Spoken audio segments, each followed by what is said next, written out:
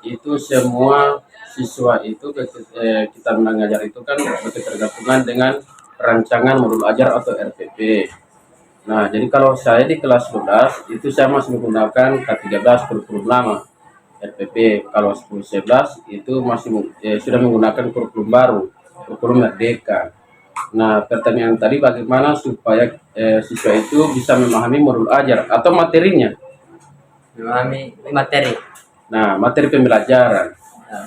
Nah, untuk soal pemahaman di pembelajaran untuk siswa, tiap siswa itu punya minat atau bakat yang berbeda-beda. Contoh, dalam permainan sepak bola, yang paling aktif itu adalah laki-laki, bukan perempuan. Nah, bisa saja kalau kita tidak punya strategi dalam pembelajaran, yang perempuan ini akan terhitung vakum, maksudnya tidak akan berinteraksi langsung atau aktif dalam pembelajaran dalam materi sepak bola.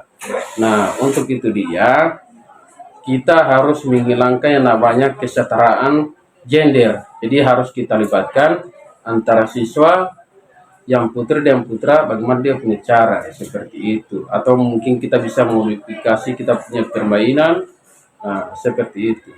Oke. Jadi kalau soal pemahaman untuk secara teori, oke. Itu kan pertemuan awal kita di kelas menjelaskan punya teori. Kemudian kalau praktek keterampilan, nah kita menjelaskan kembali sedikit untuk mengulang sedikit materinya kira bagaimana jelaskan teori, kemudian kita praktek seperti itu. Baik. Jadi untuk bagian keduanya ada sarana dan prasarana. Apakah sarana dan prasarana tersebut sudah mencukupi untuk memenuhi kebutuhan pembelajaran PJOK? Jika tidak, apa saja yang masih kurang kira-kira? Untuk soal sarana dan prasarana atau fasilitas yang digunakan dalam pembelajaran PJOK, khususnya PJOK ya. Ya. Nah, kalau untuk sarana prasarana di sini fasilitasnya 80% itu ada, 20% itu tidak ada. Nah, mengapa saya bilang begitu? Contoh, di sini untuk dalam permainan sepak bola, bola voli, bola basket ada. Nah, untuk fasilitas yang lain itu serupa tiang net bulu tangkis. Nah, itu yang kurang. Nah, netnya ada tapi tiangnya tidak ada. Nah, kalau kemarin itu ada, cuman karena efeknya corona, entah tidak tahu sudah kemana. Ada itu tiangnya itu. Nah, jadi kemudian untuk fasilitas yang lain itu adalah begitu kita masuk pada materi senam lantai alhamdulillah sudah ada. Apalagi ya? Untuk soal sepak bola, bola basket, nah, itu kurang satu tiangnya sudah ada itu. Nah, kemudian untuk saat ini kalau soal fasilitas lapangannya sekarang sudah terganggu karena ada pengaruh pembangunan. Jadi untuk lapangan itu sementara tidak bisa digunakan. Jadi lapangan bola voli, lapangan bola basket itu tidak bisa digunakan. Permainan bola besar ataupun permainan bola kecil mau kita gunakan untuk permainan softball itu tidak bisa lagi seperti itu. Nah, jadi dengan terpaksa kita hanya menggunakan modifikasi permainan. Nah, seperti itu. Oke. Ya, baik. Jadi untuk yang bagian ketiga, target peserta didik. Keterampilan motorik dasar apa saja yang ingin dikuasai siswa setelah mengikuti pembelajaran PJOK? Dia punya keterampilan berupa apa? Seperti apa dia punya keterampilan? Seperti ini, keterampilan motoriknya. Seperti ketika melakukan praktek. Kalau ketika dia punya pertanyaan apa tadi? Dia punya pertanyaan keterampilan motorik dasar apa saja yang ingin dikuasai siswa setelah mengikuti pembelajaran PJOK? Kalau yang masalah kata ingin itu beda-beda ya, seperti yang sebelah tadi itu beda-beda karena tergantung minat dan bakat. Nah, jadi kalau yang siswa yang putra itu itu kalau masalah keterampilan motorik itu paling banyak mengarah ke permainan berbesar. Kalau bola kecil itu yang paling banyak itu putra putri imbang hanya di permainan softball. Nah, kalau permainan bola kecil yang untuk tenis meja dan bulu tangkis. Nah, bulu tangkis itu putri ada cuman sekitar 50% itu yang minatnya ada. Nah, kemudian kalau untuk tenis meja, karena tenis meja ini jarang dimainkan di luar, nah sehingga kebanyakan ada yang laki-laki juga tidak paham dengan teknik permainan. Nah, kalau cuma dia segi lihat saja orang bermain itu gampang, Pak, seperti itu. Nah, kalau yang perempuan ini tingkat motor yang paling disuka itu hanya pertama di renang, kemudian di senam. Nah, begitupun laki-laki. Kalau laki-laki itu yang paling jarang diminati itu adalah senam. Nah, seperti itu. Karena ada gerakan-gerakan mungkin aneh yang mungkin tidak disukai oleh laki-laki. Seperti itu kan? Nah, oke. Ya, baik. Jadi yang bagian keempat, jumlah peserta didik. Berapa jumlah total siswa di sekolah ini?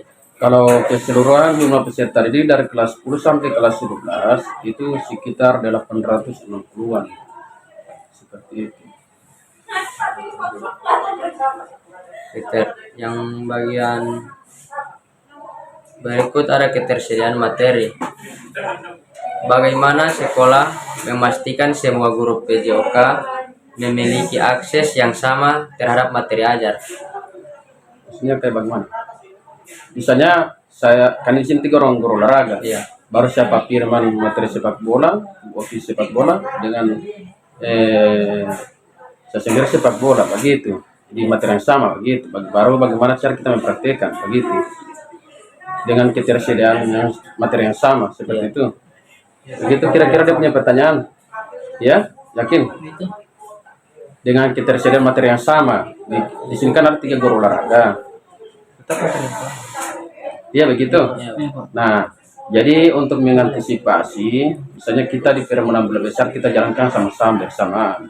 Nah, jadi saya dengan 2 guru olahraga yang lain itu, Ibu Oki dan Pak Firmanto, kita itu diskusi dulu.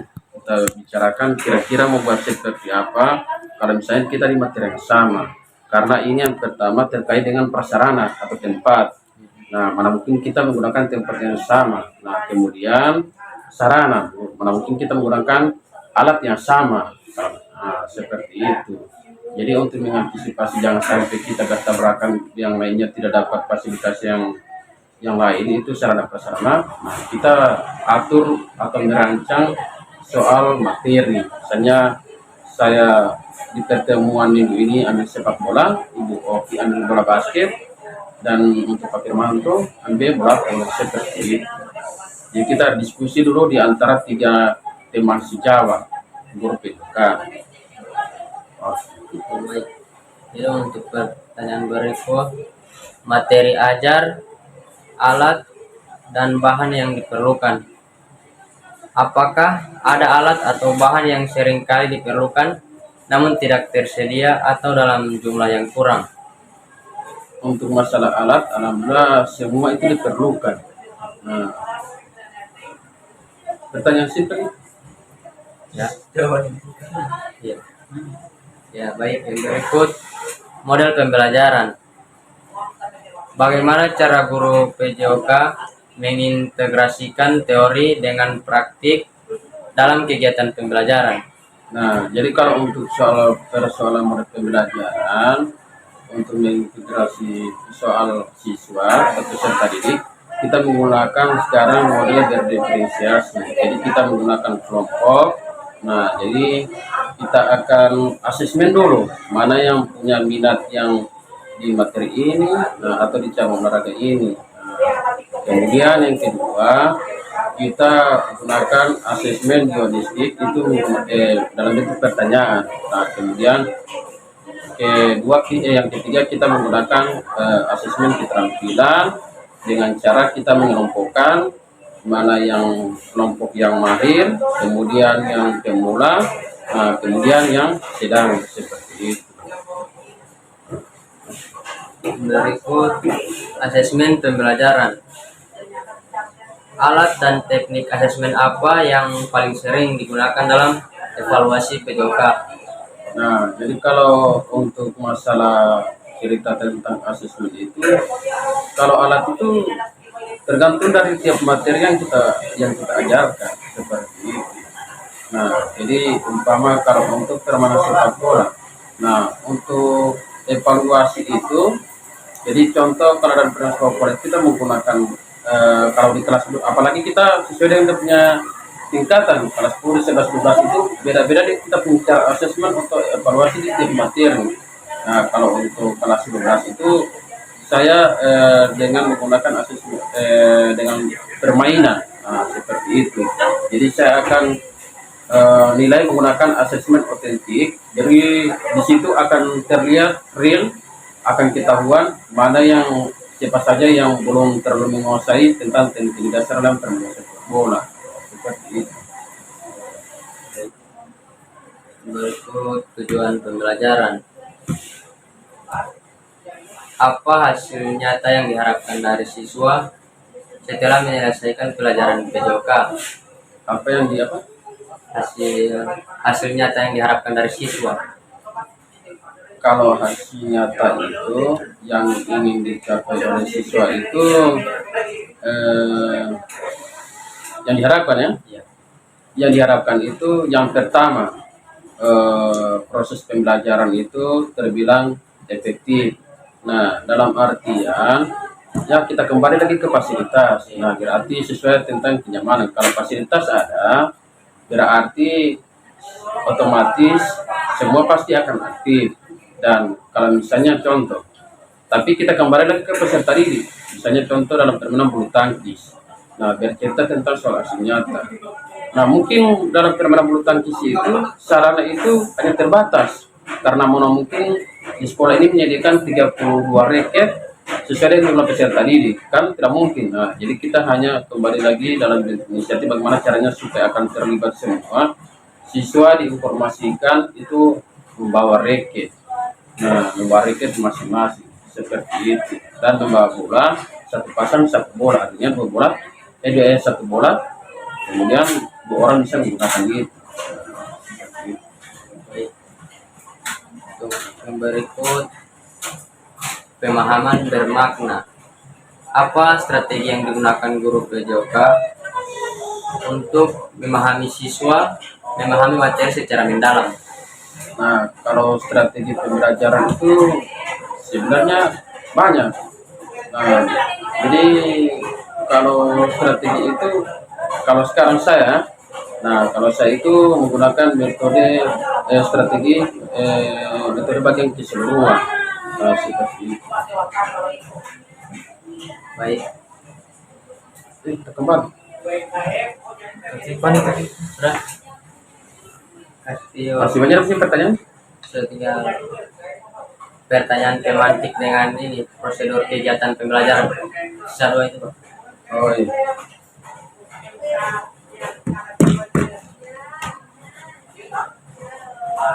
Aja deh itu. Masih berapa pertanyaan? Dua. Ya, yang berikut pertanyaan pemantik. Bagaimana cara menjaga motivasi untuk tetap berolahraga secara rutin? Untuk memotivasi. Nah, jadi yang pertama kita harus mengingatkan terutama kepada siswa untuk berolahraga itu kita bisa saja yang kita dapat itu adalah sehat dan bugar. Nah, kalau sehat dan bugar itu kita tidak bisa beli seperti itu. Nah, jangan biasakan kita itu hanya mengandalkan dokter. Artinya begini, karena kita jarang berolahraga, otomatis penyakit juga cepat yang akan menyerang kita karena kurangnya aktivitas. Nah, seperti itu. Berarti kalau kita sakit mungkin kita harus ke dokter. Tapi kalau misalnya kita bukan, nah berarti kita mungkin tidak gampang sakit seperti itu. Jadi dengan memotivasi biar giatlah untuk berolahraga, lihat di berita bahwa di luar sana banyak terjadinya obesitas karena kurangnya aktivitas, ya kan? Contoh kayak yang viral kemarin Arya. Nah, Arya itu karena apa? Kebanyakan makan, kurang aktivitas. Nah, sehingga berat badannya naik. Nah, seperti itu. Baik, berikut prosedur kegiatan pembelajaran.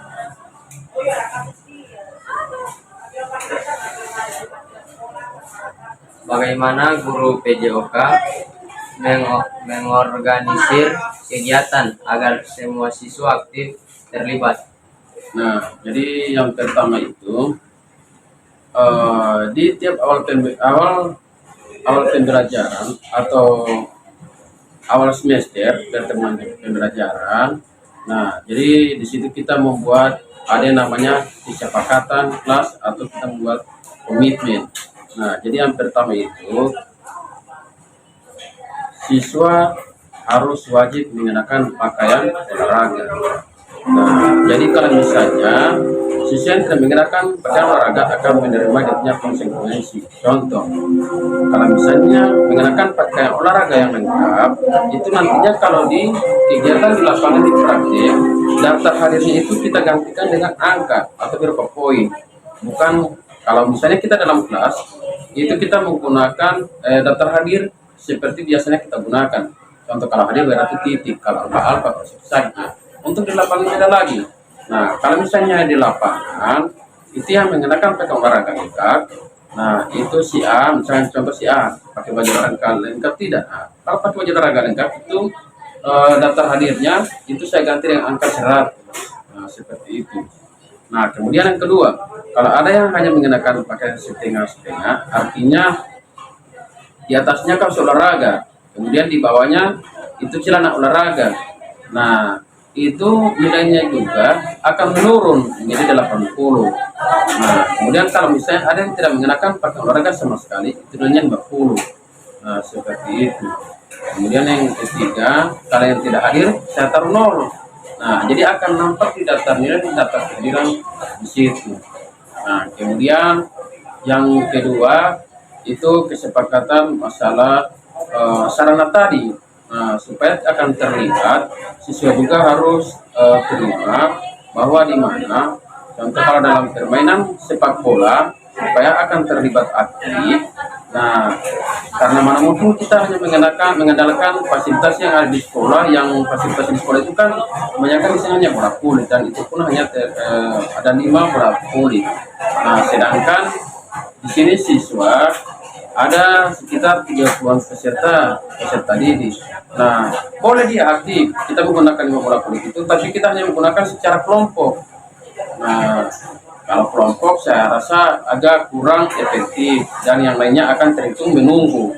Nah, menunggu gilirannya. Nah, itu bahasanya. Nah, supaya akan terlibat lebih efektif, siswa dipesan itu sudah akan terlibat semua ya. Itu siswa dipesan satu pasang satu bola.